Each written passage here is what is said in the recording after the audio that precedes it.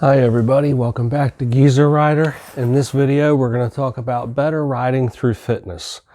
So what does that mean? That basically means improving your health and improving the quality of your riding.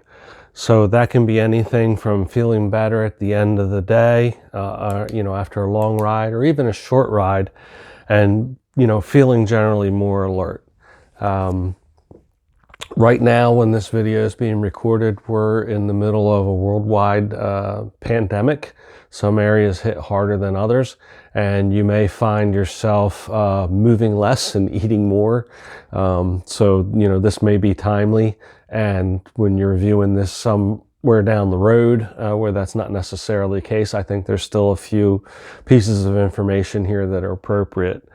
So one of the things that being healthy or being fit can do is make you less likely to get an injury. If your core is strong, if your muscles are strong, and I don't mean going to the gym 7 days a week type strong, but just stronger than they are now, if you don't consider yourself generally fit, that may help you in avoid getting an injury like a sprain or a twisted ankle or something like that. And that can be a big deal if you're out on a trip, a multi-day trip, and you're halfway in or at the beginning of it and something happens. That can make the difference between something being a mild annoyance and having to completely change your plans. If you've been looking at a few of the videos on this channel, you notice my weight fluctuates. I struggle like a lot of people, maintaining my weight and maintaining my overall health. And what I found is when I'm in better general health, I actually feel more alert when I'm riding as well. Don't know quite what it is, but my mental acuity, my environmental awareness, my senses, what have you, just a little more on point. I don't know whether, it's from an overall sensation of just kind of feeling good or feeling better about yourself, or maybe it relieves stress a little bit. But I have found that to be something that has been a recurring theme when I get back in shape eventually. And like I said, if you've been watching the videos, you probably noticed some weight gain here and some loss there. And that's just kind of the way it seems to work for me. I have to rein it in from time to time. And what I want to point out is, it doesn't have to be a big deal. I mentioned earlier not going to the gym 7 days a week. And one of the things that's annoyed me, and I'm obviously the geezer and geezer rider. I've got a few years under my belt. And one of the things that's annoyed me, when I was young, I was big into fitness. I was lifting weights literally 7 days a week, and, pretty muscular guy. Not so much into the cardio as I should have been, but generally fit. And there is a mindset amongst some that if you don't do X amount of exercise, it's no good. You're not really helping anything. And I call BS, because my thought is if you are moving more and eating less, and if you're moving, you're generally not eating unless you're walking around the block eating a hamburger. That has to be beneficial. I worked with a guy years ago that was morbidly obese, and he lost a ton of weight. He got down within his BMI and target weight range according to his physician. And I asked him what he did. I expected to hear some trend diet or something. And he literally said he just did a lot of walking. He walked at lunchtime. He walked after dinner at home. He walked in the morning on the weekends. He just walked. He just put his body in motion. And for him, that worked, beyond anybody's belief or expectations. I don't know that that's going to be, the success that everybody's going to have, but it just proves you don't have to go out and buy equipment. You don't have to go out and buy a special outfit. You don't have to go out and buy special shoes.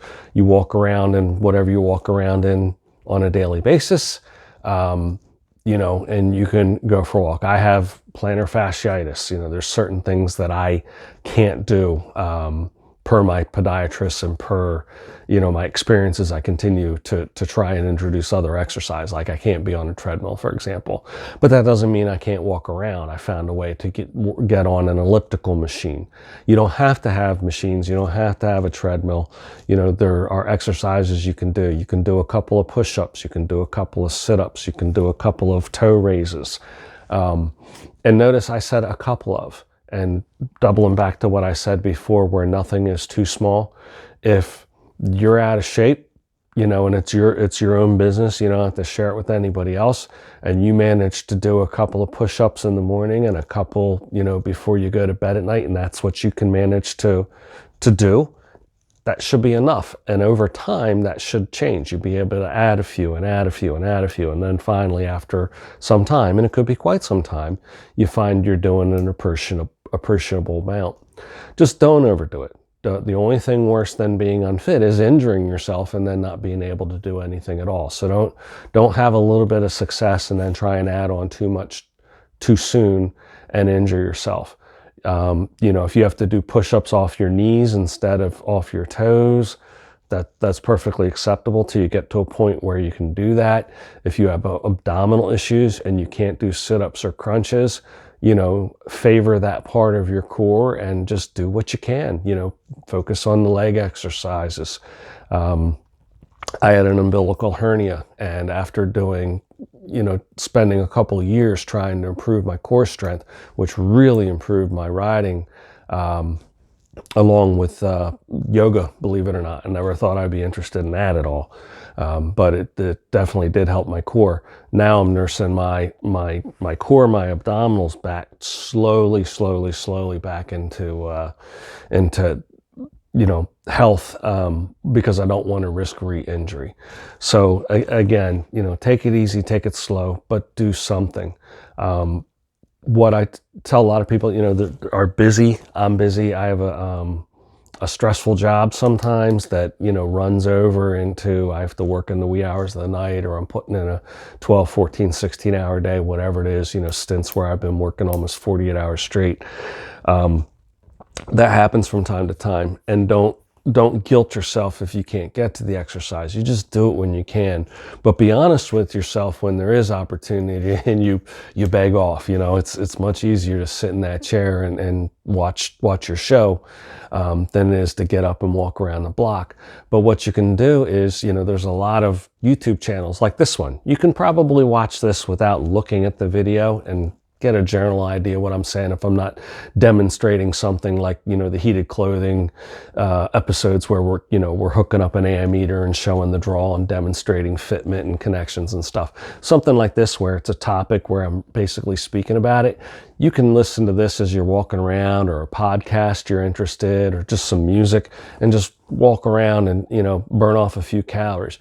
You're up, you're moving, you're burning a couple of calories, and you're probably not eating if you're up and walking around. So, you know, little things. Doesn't have to be a great big effort. It's kind of late in the season to get started, to have all the benefit from this. By the time, you know, we get to go out and ride when all the restrictions are up and everything, and we can just ride whenever we feel like it, or, you know, when you feel you should ride. But that's not to say, you know, it's not something you shouldn't keep after. And, you know, think about what you can do during the inclement weather in the winter months and things like that to just try and keep it going, whatever it might be that you can put into your routine. And after a while, it's just that. It's a part of your routine. It's not time that you had to give up. It's already part of your schedule or your routine. And it won't feel like an invasion to your, you know, your daily life. It'll just be part of your daily life. And again, something is better than nothing. And there's going to be people saying, oh, what are you doing? Oh, you should add this, you should add that. Just be careful who you listen to. You know your body best. Only you can tell what's going on. I'm not a certified trainer, nutritionist, or anything like that. And basically, you know, what I would say, if it hurts, stop doing it and find something else. Make sure if you do something that your form is correct. There's 1,000 YouTube videos out there that all say the other guy's wrong, do it this way.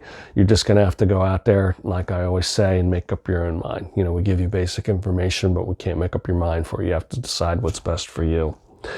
And I used the word fitness earlier, but what I really mean is overall health, and that includes your mental health. Being fit can reduce stress, and as I noted earlier, it can help to improve your senses. I talked about that environmental awareness and everything. Sounds a little hocus pocus or hippy dippy, but I found it to be true for me, and I found it to be true amongst other motorcyclists. You know, when you start having a conversation with other people that ride, and they, you know, talk about, you know, the mental clarity, the relaxation, the relief they get out of motorcycling, that's counterintuitive because you're so engaged that it's a single train of thought. You know, you should be just concentrating on the riding. And what that does is makes not a lot of room for all the other thoughts that go through your head, some of which can be stressful. So you're really getting a very balanced benefit. You know, it's multi-benefit. You're not just going to get big muscles, for example. You know, you might also get a little bit of a break between the left and the right ear. So this one's short. I hope you found the information useful to you. I hope you ride safe. I hope you can find a way to be the best you that you can be when you're riding. Ride safe. Namaste.